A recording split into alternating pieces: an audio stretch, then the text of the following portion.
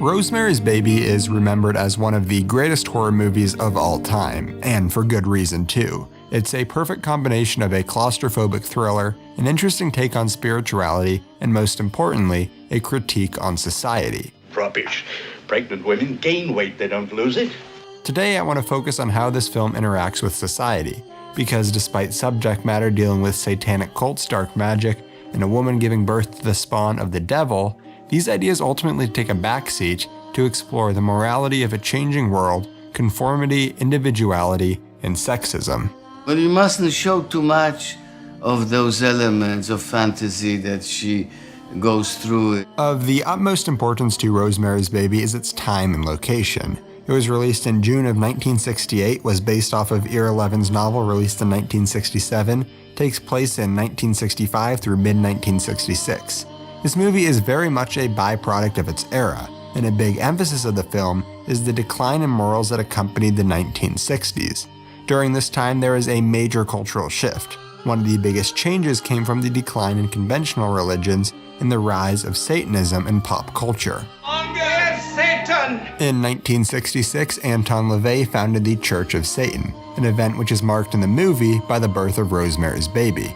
Meanwhile, some of the biggest musicians of the day included satanic lyrics or images like Donovan's Season of the Witch, Must be the season of the witch. the Rolling Stones album Their Satanic Majesty's Request, and the Beatles included Aleister Crowley, a well-known devil worshipper, on the cover of Sgt. Pepper.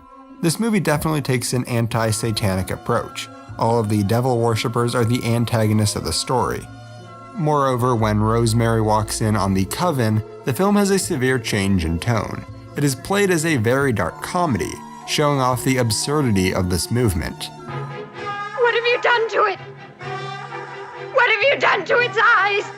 He has his father's eyes. This is the same mindset that was used throughout the production of Dr. Strangelove. He had bought the book and was trying to make it straight, and realized that he couldn't, that it was so utterly insane that it couldn't be done that way.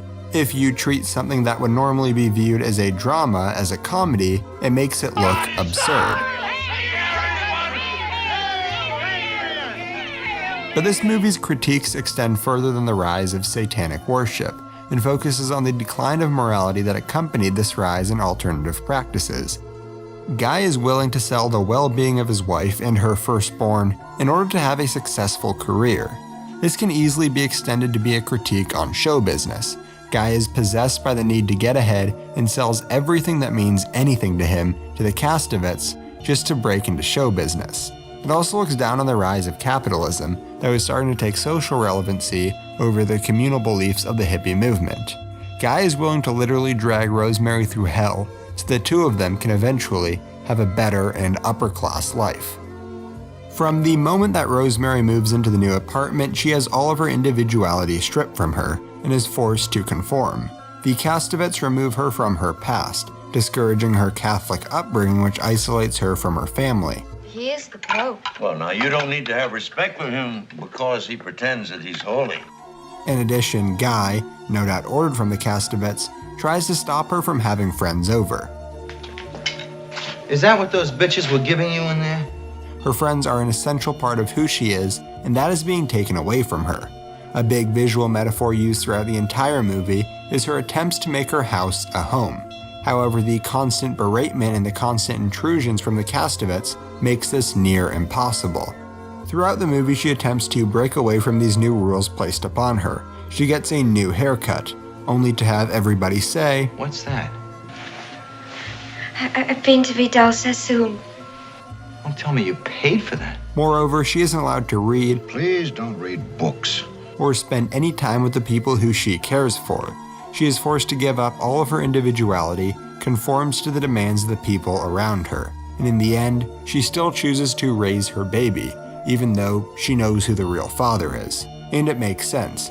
She has been bossed around and had all control taken from her throughout the entire movie. She had been conditioned to conform, and in the end, she did just that. The majority of the horror in this movie has very little to do with devil worship. We never see anything supernatural in it, and everything that occurred that has any kind of supernatural look occurs in her dream. instead focusing on women and their role in society. Ear 11, the writer of the novel to which the film is based, said that the most suspenseful part of a horror story is before, not after, the horror appears. And almost all the horror in this movie is the buildup, and a pregnancy is a perfect vehicle to do this, with a 9-month waiting period when we are waiting to see what will happen. As I mentioned earlier, when Rosemary and Guy move into the apartment, she is the one who does all of the work. She is the one trying to make her house a home and start a family. Despite that, Guy still takes control over her. When Guy agrees to have a child with her, he forces her to eat the drug pudding. Come on, the old bat slaved all day, now eat it. And after she is raped by the devil, he treats the sexual assault casually and like it was a fun activity. And it was kind of fun in a necrophile sort of way. I should add, you probably don't need a PhD in linguistics to figure out the significance of Guy's name. For the next hour of the movie, she is manipulated, lied to, talked down to, and berated for every little thing. This is complemented in large part by Mia Farrow's great performance. She transforms herself, turning into a brand new person full of pain and torment, and this is captured perfectly on film. Even when she runs to Dr. Hill for help and protection against the worshippers and to find a safe place to have her baby, she, as a woman, doesn't have any rights. Instead, he does what he thinks is best and gives her up to the men that she is trying to run from. An interesting reading is that Dr. Hill is the representation of society as a whole. Even when he is doing what he thinks is best for women, in the end, he is ultimately hurting her. I think it's easy to view this story as just a part of second-wave feminism, and undeniably that's a major part of the movie. But the movie doesn't stop there. It goes much further than that. It's dark, it's manipulative, and reveals that the true terror doesn't come from the underworld. It's been here the entire time. Hey everyone, I hope you enjoyed. This video has been a ton of fun to make. I really tried to get an accurate understanding of how the film was perceived in 1968. Researching this video took me to a ton of super interesting articles about culture and how popular the Church of Satan was for a few years. It all of course had to do with the generation gap and trying to separate yourself from those older than you, which, as I mentioned earlier, is very fittingly a huge part of the movie. So, as I'm sure a lot of you know, this is Horror Month, the time of year when I devote all month to looking at different great horror movies. If you enjoyed, be sure to check out my last video that took a look at The Social Network. And if you want more horror, I've linked my playlist of Horror Month from last year. Thanks for watching, and I will see you next week.